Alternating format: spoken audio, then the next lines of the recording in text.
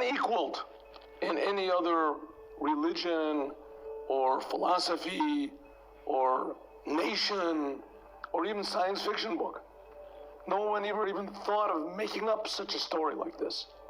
And that is the story of the Jews being slaves in Egypt, going out of Egypt with incredible miracles and receiving the Torah directly from God.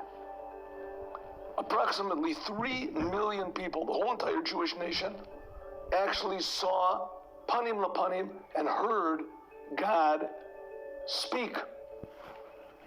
Some say all the 10 commandments, some say only the first 2 commandments, but nevertheless, they all saw and experienced and heard the creator of the universe, to the degree that it says in the Talmud that their souls jumped out of their bodies. The revelation was so great, and that God had to enliven them anew with each word, each letter that he spoke. Why did God do such a thing like this? There's other religions in the world with billions and billions of followers and believers that are based on one man, 2 men, a small group that claim they saw something, they heard something, they found something.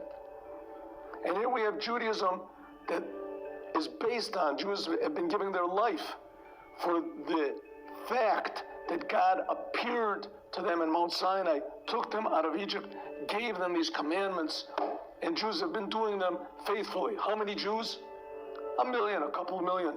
Half of the Jews, a quarter of the Jews. The majority of the Jews, the minority of the Jews, but certainly not tens of millions, hundreds of millions, billions, for sure not. Why?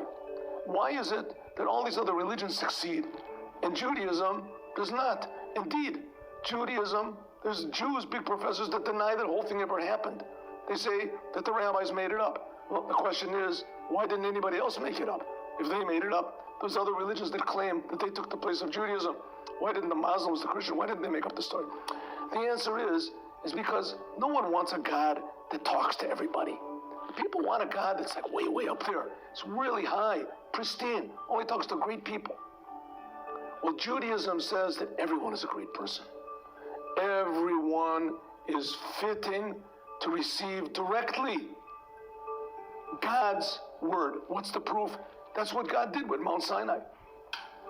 And that's what we Jewish people pray 3 times a day in the Aleinu prayer, that the whole world should recognize and see, even the evil people, that everyone will turn to the Creator because He's creating them. But the Torah tells us that He's creating us for a purpose. And it tells us that each human being has the potential to fill this purpose. Indeed, God is speaking to each and every person constantly and telling them, asking them what God asked Adam, the first man, in Gan Eden, when he ate from the tree. Ayaka, where are you? Every human being is being asked this question. Why aren't you expressing your potential? God is giving everyone infinite potential for love, courage, bravery, honesty, positiveness, joy.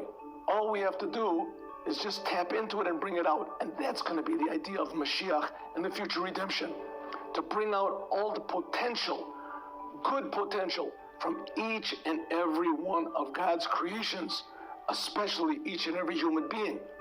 That's why we so desperately need Mashiach now, just as the Jews would have never left Egypt if Moses wouldn't have taken them out, and they wouldn't have received the Torah if Moses wouldn't have received it. So also Mashiach